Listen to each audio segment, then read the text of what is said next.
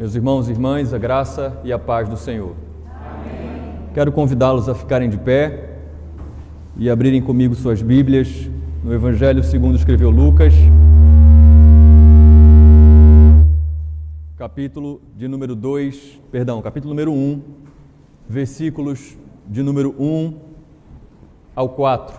Evangelho segundo Lucas, capítulo 1, versículos de número 1 ao 4.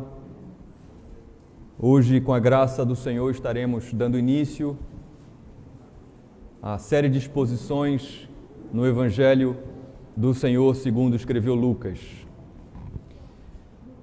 E para isso vamos ler o capítulo 1, do versículo 1 ao 4. Quantos acharam, digam amém.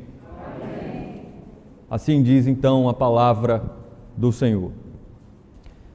Visto que muitos já empreenderam uma narração coordenada dos fatos que entre nós se realizaram, conforme nos transmitiram os que desde o princípio foram deles testemunhas oculares e ministros da palavra, igualmente a mim pareceu bem, depois de cuidadosa investigação de tudo desde a sua origem, dar-lhe por escrito, excelentíssimo Teófilo, uma exposição em ordem, para que você tenha plena certeza das verdades em que foi instruído.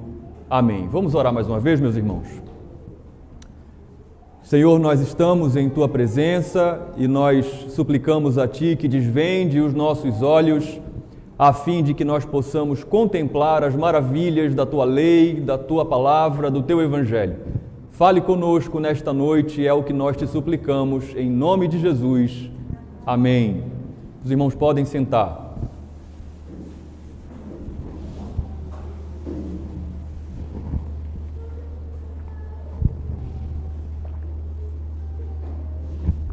Meus irmãos, está diante de nós o terceiro Evangelho de Nosso Senhor registrado em nossas Bíblias. Este é o mais longo e mais detalhado dos 4 Evangelhos entregues pelo Espírito Santo à Igreja. Só que este terceiro Evangelho é considerado por alguns como o Evangelho mais belo, mais rico, mais vibrante e mais simpático dos 4 evangelhos. Na verdade, a maioria dos estudiosos do Novo Testamento falam que a teologia lucana, que é basicamente o Evangelho segundo Lucas e Atos dos Apóstolos, é a teologia mais bela, mais rica, mais vibrante e mais simpática de todo o Novo Testamento. Mas antes de nós passarmos propriamente à exposição desta introdução, deste prefácio, do versículo 1 ao 4 que lemos, nós precisamos antes nos inteirar de alguns fatos que envolvem a produção deste Evangelho. E fazendo isso, nós vamos tornar a nossa meditação no ensino deste Evangelho bem mais proveitoso. Estudiosos confirmam que este Evangelho foi escrito, meus irmãos, por volta do ano 58 até o ano 62 da era do nosso Senhor. E apesar de fazer muito tempo que esse Evangelho foi escrito, os dias em que cercavam o evangelista Lucas era um cenário de grande instabilidade, tanto social, quanto econômica, quanto política, quanto religiosa. Era verdadeiramente um caldeirão aquela sociedade a qual Lucas estava envolvido. Havia ali pequenos grupos revoltosos. Cerca de 10 anos depois, houve a grande revolta hebraica, que foi sufocada pelo general romano Tito Vespasiano, e a destruição de Jerusalém, bem como também do templo. Digo isso porque, assim como hoje, naqueles dias, havia uma grande carência do Evangelho, não só para os judeus, para o público judeu, como também para o público gentio. E o Senhor Deus, pela sua providência, vai providenciar 2 autores sagrados, um para falar mais propriamente aos judeus, que é o evangelista Mateus, e outro para falar mais propriamente ao público gentio. E aí, então, quando nós olhamos para dentro da Bíblia, nós percebemos que existem algumas evidências de quem foi que escreveu esse evangelho, que nós popularmente atribuímos ao evangelista Lucas. Haviam evidências internas e evidências externas. As evidências externas estão na própria Bíblia. Quando você olha para o livro de Atos, rapidamente aqueles que estudam o Novo Testamento vão atribuir a autoria tanto de Lucas como de Atos, do Evangelho de Lucas como de Atos, a este evangelista.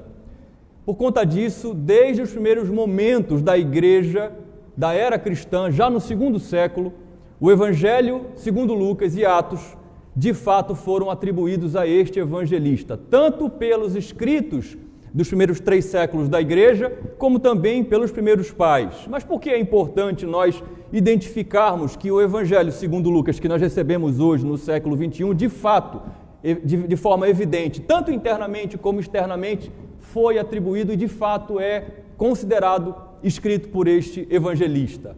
Porque nós vamos agora então entender um pouco de quem era Lucas. Lucas era um gentio convertido. Ele, segundo Paulo escrevendo aos Colossenses, capítulo 4, versículo 10, ele não pertencia ao partido dos da circuncisão. Então ele era um gentio convertido. Possivelmente ele era natural de uma região, de uma cidade chamada Antioquia da Síria. Muito provavelmente este homem estudou medicina na cidade de Tarso, e então lá ele vai conhecer o então Saulo, que mais tarde vai se tornar seu amigo e que também, escrevendo aos Colossenses, vai chamá-lo de médico amado. E por que é importante fazer essa conexão?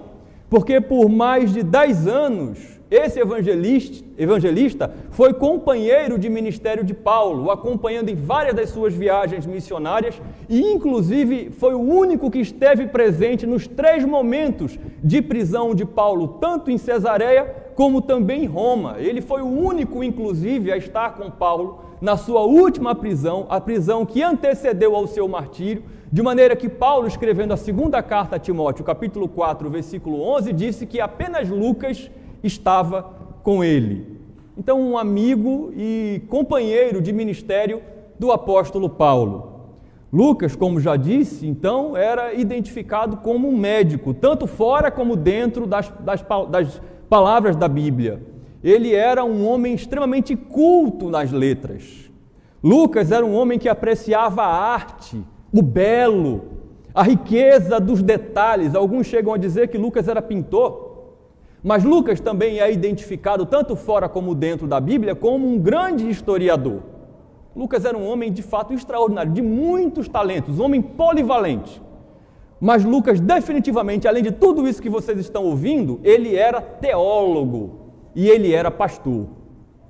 Os 2 primeiros capítulos desse evangelho vão evidenciar um conhecimento muito profundo da cultura hebraica, judaica, mesmo ele estando escrevendo esse evangelho para gentios. Os estudiosos dizem que ele foi um dos companheiros, junto com Timóteo, da viagem de Paulo e Silas à cidade de Filipos, cidade esta que ele nutria um profundo carinho e muito possivelmente quando os missionários vão embora, é ele que fica lá pastoreando essa igreja nascente. Lucas era de fato um historiador, mas ele é conhecido pela história da igreja como aquele que escreveu o evangelho da história da salvação. Deus levanta este evangelista para descrever toda a história da salvação. Diferentemente de Mateus, não do começo hebraico até Jesus, mas de Adão até Cristo, de Adão até Samaria, de Adão até Roma, como nós vamos ver em Atos, de Adão até os gentios, até chegar até nós. Então este era Lucas. E Lucas escreveu este evangelho, inspirado pelo Espírito Santo, com 3 propósitos principais. O primeiro e mais amplo, alcançar as nações, alcançar os gentios, revelando que aquele Jesus, aquele mesmo Rei Messias do Evangelho segundo Mateus, é também verdadeiramente o Filho do Homem. Então esse era o propósito amplo e final do Evangelho de Lucas. Mas um propósito mediano ou intermediário era instruir e fortalecer, solidificar a fé dos cristãos que estavam enfrentando séria oposição, tanto por parte dos judeus, como também por parte dos gentios, dos pagãos. Mas num contexto mais imediato, mais próximo, segundo o texto que nós lemos, o propósito de Lucas escrever este evangelho era entregar um relato escrito e organizado de tudo aquilo que o Senhor Jesus havia feito e havia ensinado. E isso está narrado especialmente em Atos 1:1. Quem esteve aqui na terça-feira pôde ver a exposição deste versículo. Então, entregar um relato escrito e organizado de tudo que Jesus fez, tudo que ele ensinou ao então convertido Teófilo, que teria, a partir desse registro histórico, desse relato fidedigno, a sua fé fortalecida pela solidez histórica desses relatos. É isso que está no versículo 4, que já já nós vamos meditar. É exatamente, meus irmãos, nesse contexto que se inicia este evangelho, esse terceiro evangelho. O evangelho começa com uma introdução clássica aos grandes escritos da época. Escute bem isso. Um escritor judeu chamado Flávio Joséfo, mundialmente conhecido, escreveu uma obra chamada Antiguidades. Pois o prefácio, a introdução dessa obra, ela não é superior em nada ao prefácio que você acabou de ler comigo, que está diante dos meus olhos e dos seus olhos. Era um prefácio clássico, culto, e havia uma intenção sagrada do Espírito Santo na vida desse evangelista. Em primeiro lugar, ele gostaria de deixar registrado e assegurado para os seus leitores que ele era de fato um historiador capaz, que aquilo que eles estavam prontos para ler era fruto de alguém dotado de capacidade suficiente para escrever. Essa era a primeira intenção nesse prefácio. A segunda intenção era de mostrar que esta obra, para aquilo que foi proposta, estava completa, estava final e estava acabada. Portanto, todos os leitores deste evangelho poderiam lê-lo seguros e confiantes de que aqui estava o melhor trabalho que poderia ser feito. Eu quero chamar você então a olhar para a sua Bíblia e ler comigo novamente o versículo 1 e o versículo 2.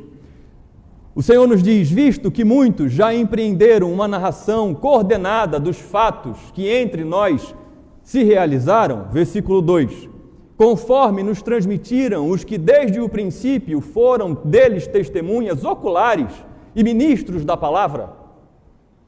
Lucas inicia o seu registro, a sua pena começa a escrever dizendo e confirmando que um trabalho antes do dele já havia sido feito, que os acontecimentos, ou seja, os atos e os ensinos de nosso Senhor, realizados pelo nosso Senhor, já haviam sido transmitidos. Ele não era pioneiro nesse trabalho.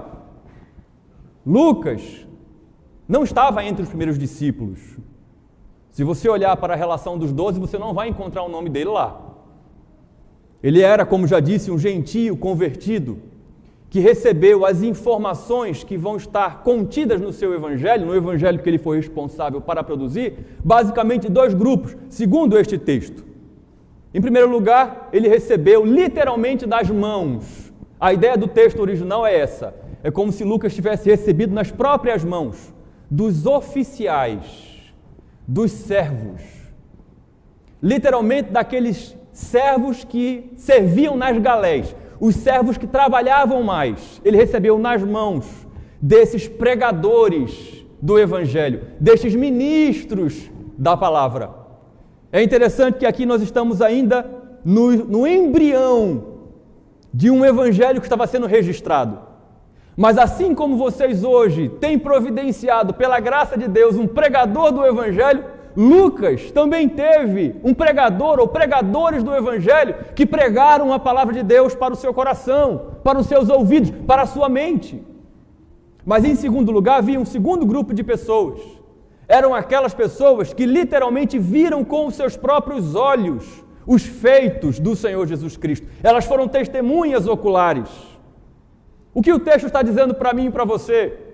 Que muito antes de Lucas ser o evangelista sagrado, ele mesmo foi alvo do evangelho da graça de Deus. Antes dele ser usado por Deus como testemunha desse evangelho, ele foi alvo desse testemunho, desta graça e deste evangelho. Ora, o mesmo poderoso evangelho que alcançou o seu amigo judeu, antes Saulo e agora Paulo, havia-o alcançado.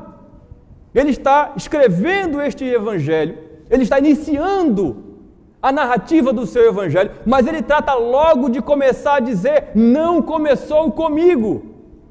Este evangelho está sendo escrito pela minha pena, mas ele não é meu. É de fato o evangelho do Filho do Homem. Mas este Filho do Homem me chamou para uma missão. O evangelho não é meu, não começou comigo, mas ele me chamou para uma missão e eu vou cumpri-la, custe o que custar. Eu vou levar a mensagem deste evangelho adiante, a outros, aos gentios, começando por você, Teófilo. Lucas está tão convencido pela graça e pela atuação do Espírito Santo na sua vida, da universalidade desse evangelho, de que esse evangelho definitivamente está saindo das paredes, dos muros de Jerusalém, que ele chega a dizer no final do versículo 1, fatos que se realizaram entre nós. Não fatos que se realizaram entre eles. Eu sou cristão, eu fui alcançado, diz Lucas, pelo evangelho dessa graça maravilhosa de Deus. E esses fatos que aconteceram e que essas pessoas foram testemunhas antes de mim, eles se realizaram entre nós. O evangelho é para todas as nações, o evangelho me alcançou, diz Lucas. Eu recebi o testemunho de pregadores da palavra, de ministros do evangelho. Eu pude ouvir com os meus próprios ouvidos testemunhos daquilo que o Senhor ensinou e aquilo que Ele fez. Lucas está prestes a falar sobre o fruto da sua pesquisa, no que resultou a sua pesquisa. Mas ele trata aqui logo de fazer um grande delimitador. Ele coloca logo delimitador para dizer qual é a fonte da sua pesquisa. A fonte da sua pesquisa não é o mundo. É interessante isso. Não é Herodes, não é Caifás, nem Anás, nem é o próprio Pôncio Pilatos. E talvez algum crítico diga, mas então há uma falha nesse trabalho de pesquisa, porque ele não procurou fontes externas. Mas a resposta é não. O Espírito Santo leva Lucas, move Lucas a não procurar fontes secundárias ou terciárias. Lucas vai direto na fonte. Aqueles que andaram com Jesus, aqueles que foram testemunhas oculares da ação do Senhor Jesus, dos atos do Senhor Jesus. Nós, fatos que não aconteceram entre eles, fatos que aconteceram entre nós. Então ele chega no versículo 3 e diz, igualmente a mim, depois de tudo isso, pareceu bem, depois de cuidadosa investigação de tudo desde a sua origem, dar-lhe por escrito, excelentíssimo Teófilo, uma exposição em ordem. Embora, diz Lucas nos versículos anteriores, muitos já houvessem empreendido, do grego literal, colocado a mão para fazer. Embora outros antes de mim já tenham colocado a mão neste trabalho, o Espírito Santo me moveu a escrever. Deus em pessoa, amada igreja, levanta e capacita este médico, historiador e agora jornalista, chamado Lucas, para escrever. Mas afinal de contas, por que mencionei tanto para vocês que ele é médico, que ele gosta do detalhe, do belo? Porque quando nós olhamos para este evangelho em particular, nós vamos ver detalhamento cirúrgico, preciso dos fatos, não só aqui, como em Atos também. Termos médicos são usados para descrever a riqueza daquilo que está sendo operado por Deus. Não é um homem acometido de lepra, como disse, por exemplo, Mateus ou Marcos, mas que tem o seu corpo coberto de lepra. Não é a sogra de Pedro que está acamada e enferma, ela está com febre muito alta. Aqui há uma riqueza de detalhes deixada pelo Espírito Santo para a igreja, para nos mostrar a beleza, o detalhe do Evangelho de nosso Senhor. Então, o Espírito Santo diz, através de Lucas, que depois de cuidadosa investigação de tudo desde a sua origem, dá-lhe por escrito uma exposição em ordem. Fazendo conexão com os versículos que já mencionamos, é assim: o Espírito Santo pega este gentio pela mão, leva este gentio até a nascente do Evangelho. Lá ele bebe diretamente da fonte do Evangelho. A sua alma é finalmente saciada, ele é alcançado pela graça e agora ele está vivo. E então o próprio Espírito Santo coloca-o dentro de um barquinho e ele começa a descer o curso do leito do Evangelho. E com a sua pena ele vai anotando todos os detalhes, tudo aquilo que o Espírito Santo faz chegar até o seu conhecimento. Muito possivelmente Lucas vai sentar com Maria e vai ouvir dos próprios lábios da mãe do Salvador toda aquela narrativa do encontro dela com Isabel, o que acontece com Zacarias e tudo mais. Ele está descendo o rio e ele está escrevendo aquilo que os seus olhos estão contemplando. É impressionante como o evangelista Lucas inspirou um sem número de artistas, de pintores ao longo da história humana. Lucas foi extremamente usado por Deus. É acerca desse evangelho que a nossa igreja, se Deus assim permitir, terá o privilégio de ouvir a voz de Deus. Nenhum outro escreveu mais versículos em todo o Novo Testamento do que Lucas. Lucas escreveu 2.157 versículos em apenas 2 livros. São 125 versículos a mais do que o apóstolo Paulo em todas as suas cartas. Estudiosos concluem que o seu relato acerca da vida do Senhor foi tão preciso que muitos muçulmanos, ex-adeptos a Maomé, se renderam a Cristo como verdadeiro Messias através da leitura e do estudo deste evangelho. A história diz que um homem chamado William Mitchell Ramsay foi um arqueólogo escocês. Ele foi educado na Alemanha, na Universidade de Tübingen, o berço da alta crítica, aos pés de Ferdinand Christian Bauer, fundador desta escola. Era um homem notável, um grande histórico, um grande historiador e arqueólogo.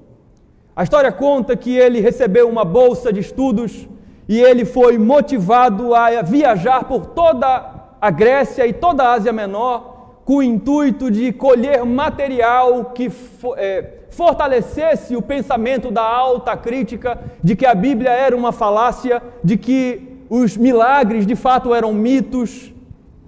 E a história diz que ao fim de sua pesquisa, Ramsay estava convencido de que a Bíblia era a verdadeira palavra de Deus, de que cada uma das cartas atribuídas ao apóstolo Paulo, histórica e arqueologicamente, de fato, foram escritas pelo apóstolo Paulo. A alta crítica deu literalmente um tiro no pé e não sabia. Estava chamando um dos maiores historiadores e arqueólogos do seu tempo para, na verdade, se tornar um dos maiores contribuintes para provar histórica e arqueologicamente que a Bíblia, de fato, é autêntica. Um homem muito capaz.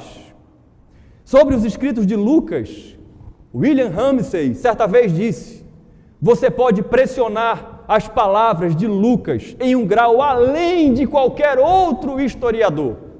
O que ele está dizendo é que Lucas foi um historiador tão formidável e tão excelente, pela graça de Deus, que tudo aquilo que ele pesquisava a nível histórico ou arqueológico se dizia verossímil, era verdadeiro, era comprovadamente autêntico. De fato, uma pesquisa, uma investigação cuidadosa é o que o texto sagrado nos diz. Mas havia um destinatário imediato, esse excelentíssimo Teófilo. Nenhuma palavra bíblica está aqui por acaso. Teófilo possivelmente era também um gentio novo convertido. Teófilo era alguém importante, por isso ele é chamado de excelentíssimo. Possivelmente era um homem de grande posição e riqueza, talvez até uma autoridade romana. E Teófilo já havia sido instruído, segundo o final desse trecho no versículo 4. Só que ele havia sido instruído verbalmente, E agora ele está recebendo um relato escrito para confirmar tudo aquilo que ele ouviu. Mas por que o nome de Teófilo está aqui e novamente é mencionado no livro de Atos? Porque há um detalhe importante histórico que quem estava na terça-feira ouviu. Era costume naqueles dias, quando uma obra era endereçada a um homem importante, que esse homem recebesse essa obra e ele publicasse, divulgasse essa obra. Portanto, é unânime que Teófilo, na verdade, foi o financiador, que este convertido do paganismo passou a publicar as obras de Lucas, e dessa forma, os escritos de Lucas começaram a ser publicados e espalhados pelas comunidades da igreja e fora da igreja. Então ele recebe esse relato. Para quê? Está dito no versículo 4. Para que você tenha plena certeza das verdades em que foi instruído. O Evangelho é instrução. O Evangelho é a verdade.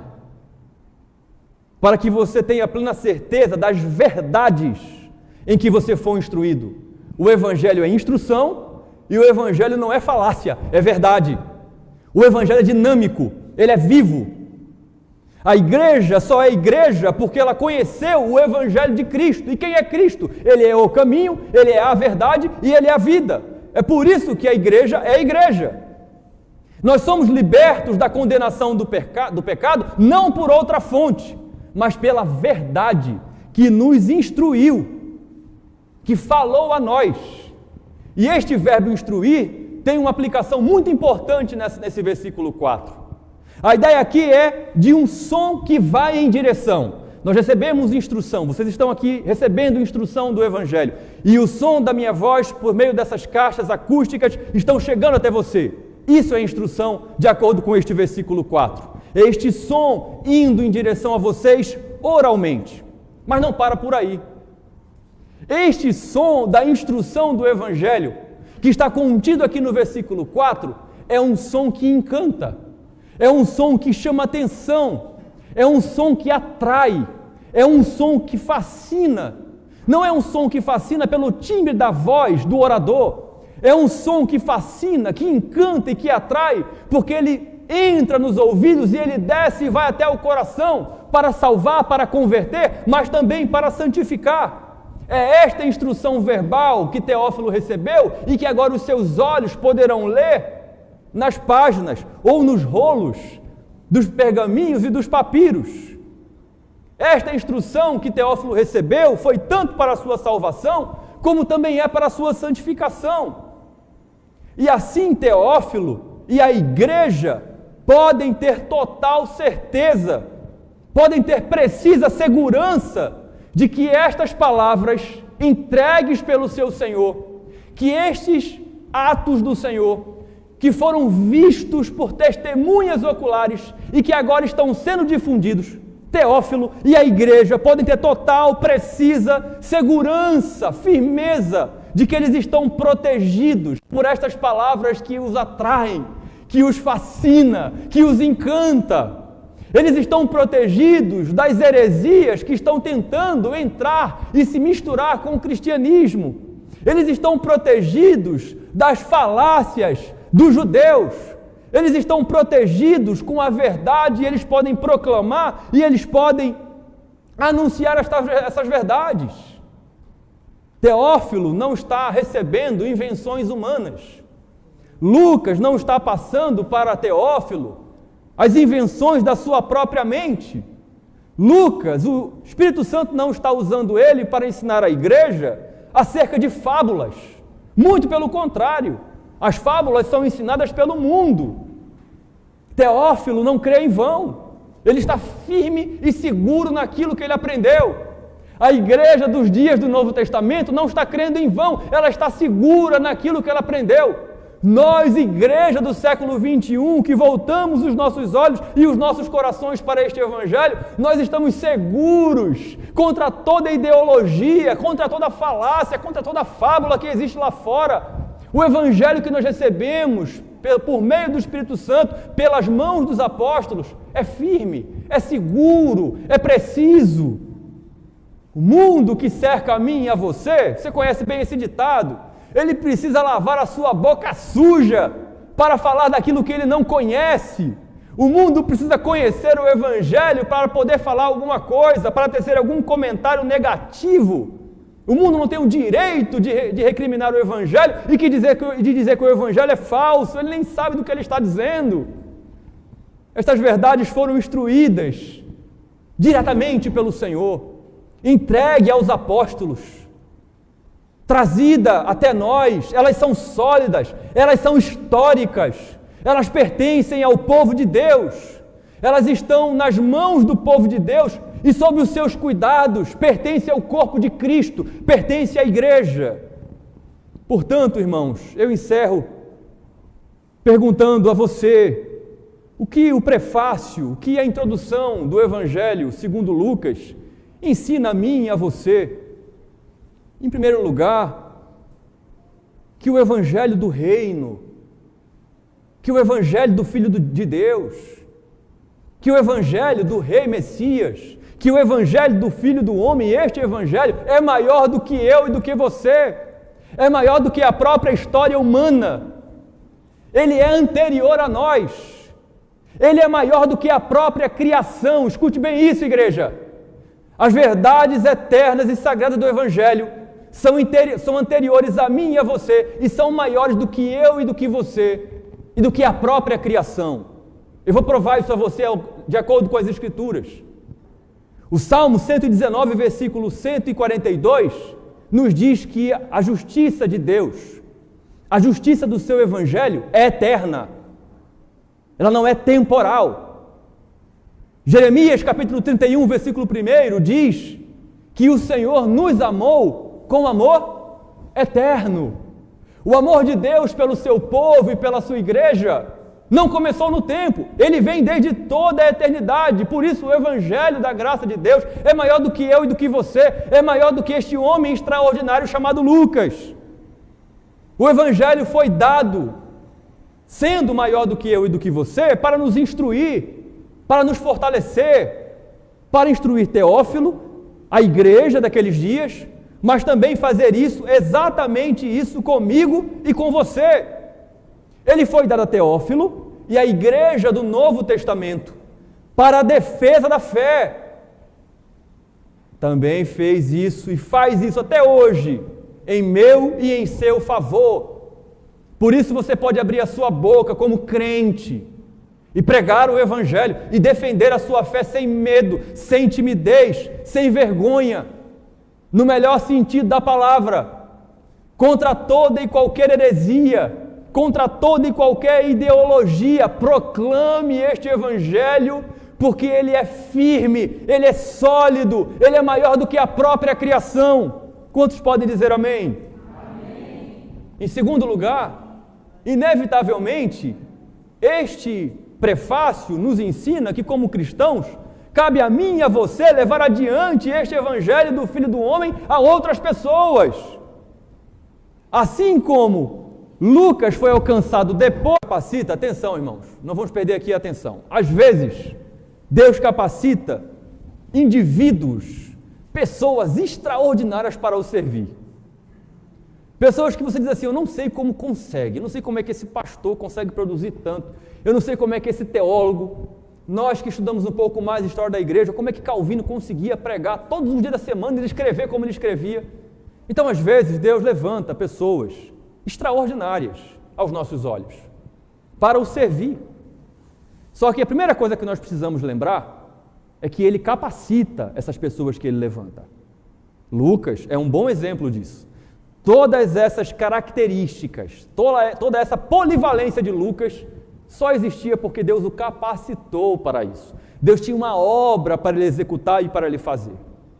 Então, por vezes, Deus levanta essas pessoas extraordinárias. Mas isso, amada igreja do Senhor, jamais deve nos incomodar. Jamais isso deve ser para mim e para você fonte de inveja. Eu e você não somos chamados a querer aquilo que não é nosso. Cada um de nós tem dons e talentos que o Senhor Deus deu. E nós devemos ser gratos a Ele pelos dons e talentos que Ele nos deu. Não importa se eles sejam dons e talentos extraordinários de grande publicidade ou não. E aqui eu quero me referir não só a nós indivíduos, mas a nós como igreja. Devemos ser felizes diante de Deus com os dons e talentos que Ele deu para a nossa igreja. E devemos ser atentos diante do nosso Deus para olharmos para esses dons e zelarmos por esses dons e colocarmos a serviço do Seu reino, tanto internamente como externamente, os dons que Ele deu a mim e a você. Quantos podem dizer amém?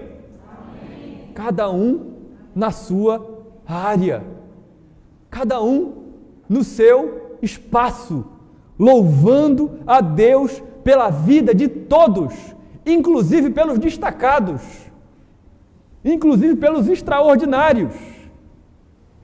E por fim, o prefácio do Evangelho segundo Lucas nos ensina que a nossa fé, escute bem isso, ela é mística, ela é sobrenatural, ela é espiritual, mas ela também é histórica. Ela marca a história humana. Nós recebemos a palavra do Evangelho que foi aplicada pelo Espírito Santo aos nossos corações de maneira mística. Nós antes que éramos inimigos de Deus, agora passamos a amá-lo de todo o nosso coração, com toda a nossa alma, de toda a nossa força e de todo o nosso entendimento. Isso é algo místico. Nem mesmo os nossos pais conseguem fazer isso na nossa mente e no nosso coração. É místico, a nossa fé é mística. Nós recebemos ela diretamente, a nossa fé diretamente do céu, como dom de Deus para que nenhum de nós se glorie na sua presença. Mas também a nossa fé, ela é histórica, ela é rica, ela é bela, ela é detalhada, ela é digna de toda a confiança. A história da igreja, tanto do Antigo como do Novo Testamento, não deve nada, absolutamente nada a ninguém. Portanto, devemos zelar por esta fé, devemos cuidar desta fé, devemos amar esta fé que foi entregue definitivamente, de uma vez por todas, aos santos, à igreja do Senhor. Que o Senhor aplique essa palavra aos nossos corações e que continue abençoando as nossas exposições e as nossas meditações no Evangelho do Filho do Homem. Vamos orar. Sim, Senhor, a nossa palavra a Ti é de gratidão pela palavra do Teu Evangelho, pela mensagem das boas novas de salvação em Cristo Jesus nosso Senhor. Muito obrigado, Senhor, porque a fé que o Senhor nos deu, como um dom vindo do céu, ela é poderosamente mística e espiritual, mas na mesma medida, ela é poderosamente histórica. Ela permeia toda a Tua criação, ela marca a história humana. Muito obrigado, Senhor, porque o Senhor é poderoso para levantar homens pecadores como Lucas e usá-lo, capacitá-lo para cumprir exatamente a missão para a qual o Senhor comissionou. Nos perdoe, Senhor, na nossa negligência e nos ajude a vivermos, a crermos, a sabermos e confiarmos que nós estamos seguros neste Evangelho, naquilo que nós fomos instruídos, naquilo que foi entregue às nossas mãos por Ti mesmo. Assim nós te oramos, em nome de Jesus. Amém.